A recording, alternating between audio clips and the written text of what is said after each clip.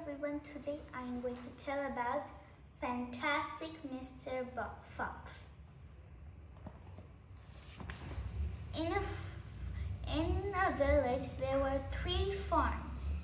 One was Mr. Bogus, one was Mr. Beans, and one was Mr. Bones. Mr. Bean was very thin. In his farm, he had an apple orchard. Inside the apple orchard, he kept turkeys. He did not even eat. He just made cider from his apples and drank them for his food, so he was as thin as a pencil. Mr. Bogus had a chicken farm where he kept so many chickens. He had chicken with boiled dumplings for his breakfast, lunch, and dinner. That's why he kept so many chickens. And if he ever ran out of chickens, he would just go buy more. And then Mr. Bald. Mr. Bald has with geese and duck inside his farm. He has donuts with nasty goose liver paste for his food. He stuffs that paste inside the donuts and eats it. He's very fat. And Mr. Bogus is very tall as he eats the chickens. And with the paste, Mr. Bald is very fat. Now, Mr. Fox used to live in a den up in the hill under a tree. Every evening he would ask, "Oh, Mrs. Fox, what will it be this time? A boiled chicken from Mr. Bogus or some nice turkey from Mr. Beans?" And she told this day, "How about some geese from Mr. Bald's farm?" So off he went, Mr. Fox, to get some geese from Mr. Bald's farm. The 3 farmers already know that a fox is robbing their chickens, turkeys, and everything. So they used to hide in the best hiding places in their farms in order to catch the fox. But every time he would catch them because the wind is blowing here and he's here. If Mr. Bean is here, he would smell the nasty smell of apple cider and turkey because he never took a shower. And he would use the wind and smell if they are there, and he could smell it a mile away, so he would never get caught. But then one day, all 3 of them were very nasty men, and they all were friends. So they decided they will wait outside the hole of the fox. Mr. Bean said an idea, but Mr. Bogus asked, "But where is the hole of that fox?" And then Mr. Bald said, "I've already found it. It's on the top of the hill under a huge tree." So all of them went with their guns filled up. And they waited and waited. They hid in places so the wind won't blow and the fox won't catch them. The fox slowly kept his nose outside and sniffed for the smell. He always very carefully went out of his hole. And then he kept his back flat on the ground, and then slowly his half body came out. Then he smelled something, a little bit of turkey as the wind blew. He almost kept his full body out, and then a gun blasting sound came. So he jumped back inside the den, but his tail did not make it. They cut off the tail of Mr. Fox. When he went inside, Mrs. Fox said, "Oh no, what have you done with your tail? I always told you to be careful." Mr. Fox usually said, "It's nothing at all, but it hurts." So Mrs. Fox would apply some medicine on his tail. After a while, Mr. Bogus, Mr. Bald, and Mr. Bean were still waiting, and then they got bored. After they slept, the three little foxes of children would slept, and after a while, even Mrs. Fox slept. But Mr. Fox did not sleep because of his cut tail. It was hurting very much. And then Mr. Bogus asked Mr. Bean if he had another idea. Then Mr. Bean said, "I can't hear you." He never took a bath, so gum, chewing gum, cider, all the dirty things and nasty things clogged up in his ear. So he eventually almost became dead. And then Mr. Bald said, "Do you have any other ideas?" Then Mr. Bean said, "Well, I think we should dig them out." And then Mr. Bogus said, "What an amazing idea." Then they all took the shovels and started to dig in Mr. Fox's hole. When Mr. Fox saw a shovel coming through, he woke everyone up. "Shovels!" They all woke up. Mrs. Fox was woke up in 2 seconds flat. And then they all started worrying. "What is going to happen to us?" Mrs. Fox said. "What's going to happen to our children?" Mr. Fox said. Then, after a long while of thinking what will happen, Mr. Fox lit up with an idea. "We can dig as well. We can dig as fast. No one in the world can dig as fast as a fox." So all of them started digging and digging for so long, and then they finally made it. They could not hear the sounds of the shovels. After a while, and after some hours, Mr. Bald said, "We've been digging for hours, and this fox's tunnel seems to be not ending." Then Mr. Bogus said, "Mr. Bean, do you have any ideas?" Of shouting. Then Mr. Bean said, "I think we should use mechanical shovels." They all lit up. So they thought. After day 3, Mr. Bean said, "I got an idea, because if all of us leave," we've been thinking this for so long, "if all of us leave, the fox might escape. So Mr. Bogus, you stay here. Me and Mr. Bald will go to our farms and bring our mechanical shovels." So off they went. After a while, Mr. Bald and Mr. Bean returned with their mechanical shovels. They started digging with Mr. Fox.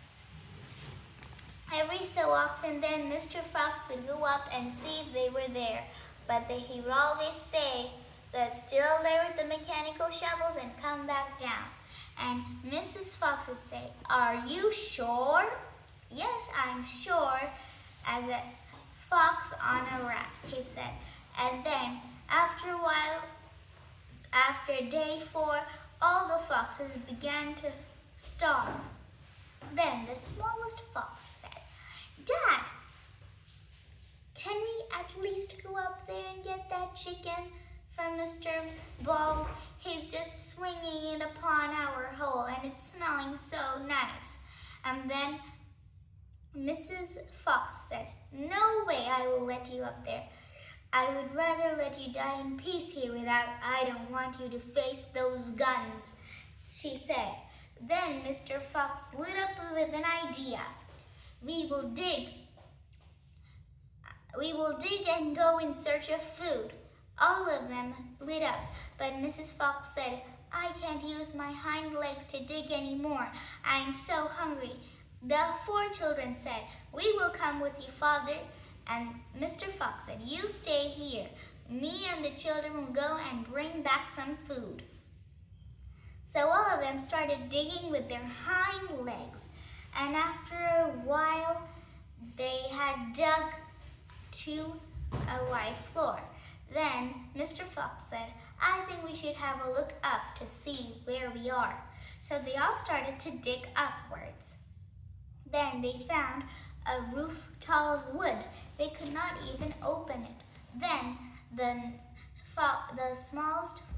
next smallest fox said, Dad, are you sure this is the up service? I think we have to go further. And then Mr. Fox said, not at all. It's Mr. Ball's chicken farm.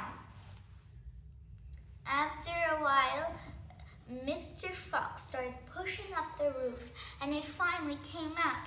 All of them started hopping with excitement.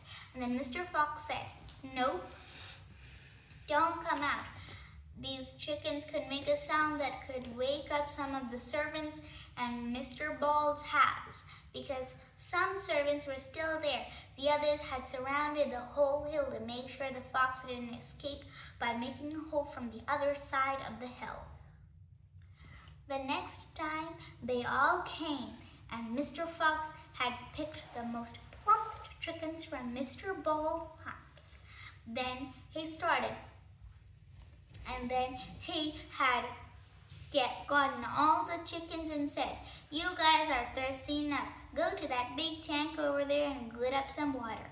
All the 4 little foxes went and drank up the water and then said, this is the best water I had in days. And so they all went back inside the little hole by peeking their heads up. And then Mr. Fox had grabbed the chickens and said, Mrs. Fox has waited enough. So he picked the eldest of his little foxes and told her to bring up those 3 plump chickens to Mrs. Fox and tell her that we will be having some food after all. So the little fox carried those 3 plump chickens and brought them back to the little hut. Even though if it was a long way she ran, she did not stop to take a breath. She was too excited. She brought the 3 plump chickens to Mother and said, Mother, I have brought 3 plump chickens. There will be a big feast for us. Cook these 3 plump chickens. Mrs. Fox lay in bed, opening one eye and said, I'm dreaming, and closed the eye. And then the little fox said, no, Mother, we really are going to have a feast. She quickly sat up in her chair, in her bed, opening both eyes straight. Then she got happy with seeing the food. Seeing food only made her feel very much better. She started cooking the feast while the littlest fox began preparing the tables and preparations. Back there with Mr. Fox and the 3 little foxes, there had been a lot of things. So Mr. Fox said, we go from, it's not a little big job from here now, just dig from here to here. Then the next fox said, Father, from where to where? From here to there, he said. So they all started digging. Mr. Fox started digging, and then after a certain point he said, stop, and said, we might need to look up a little bit first. So they started to dig upwards, and then a pig of a whiskers came along. So Mr. Fox said, who's there? And then it said, I'm Mr. Badger, Mr. Fox. How wonderful it is to hear you. Haven't you seen the big hill that has turned into solid land plains? He asked. Oh, I didn't know about that. And it's all because of you, Mr. Fox, said Mr. Badger. Oh, yes, I think it is because of me. But what's happened to all of you? You said that you all are starving to death, but we are the ones stuck underground. He said, Mr. Bald, Mr. Bogus, and Mr. Bean are all making us stand outside and digging for you inside. We are so tired. So he gave us a 2-minute break and we're just waiting over here. Then Mr. Fox smiled and said, "We're having a big feast at my house. Come on." Then Mr. Badger said, "Don't tease me, I'm really hungry." Then the 3 little foxes said, "Nope, he's not lying. He's telling the truth." Badger's eyes lit up and he said, "Tell your little one to go inform all the others, the rabbits, the moles, the weavers, and all the other people who are digging inside." And then Mr. Badger also joined them for digging. He dug and dug with all the other foxes. Then they reached a plump wooden wall again. Mr. Fox pushed it slightly, and then it opened, just like it did for Mr. Ball's chicken farm. When it opened up, there were ducks and geese at Miss Boger's farm. Mr. Badger's eyes lit up and said, "I finally have found some food here." "With you, of course, Mr. Fox," he said. "Everyone stay behind in this hole. I shall pick the most plumpest geese and ducks." He picked 2 plump geese and 2 plump ducks, and then he spotted some lot of bacon and hams. He said, "There is a lot of food to be carried now. We shall borrow some of Mr. Boger's cartons." He took 2 of Mr. Boger's cartons and filled them up with ducks and geese and bacons and hams. He picked the other 2 of his children and sent them back and said, "Tell your mother that we're going to be having guests for the feast." So the 2 little foxes ran with the geese, duck, hams, and bacon.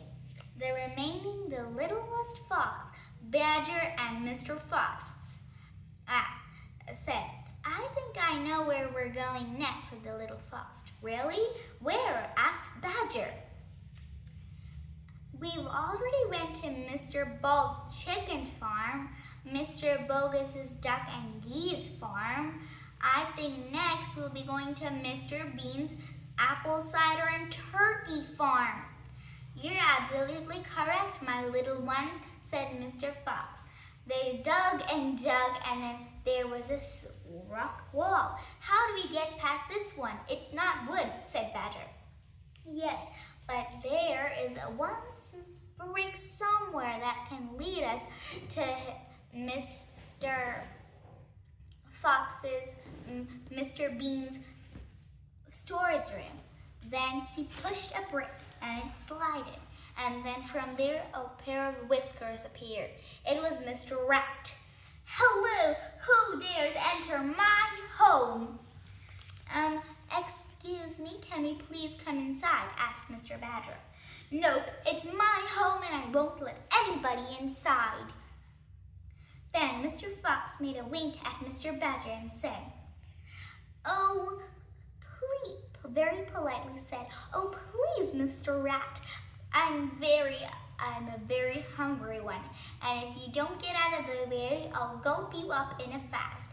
The rat, without a squeak, ran away to a hiding place. Happily, Badger, the little fox, and Mr. Fox went inside and searched. Then the little fox said, "I thought Mr. Bean had a turkey farm. Aren't we supposed to get turkeys and not apple cider?" Then Mr. Fox said, "We've got enough food of meat. We need to get a little bit of water. We might have drunk a little water up here, but what about the people who are there? We can get apple cider for them to drink," said Mr. Badger. "That's right," they said.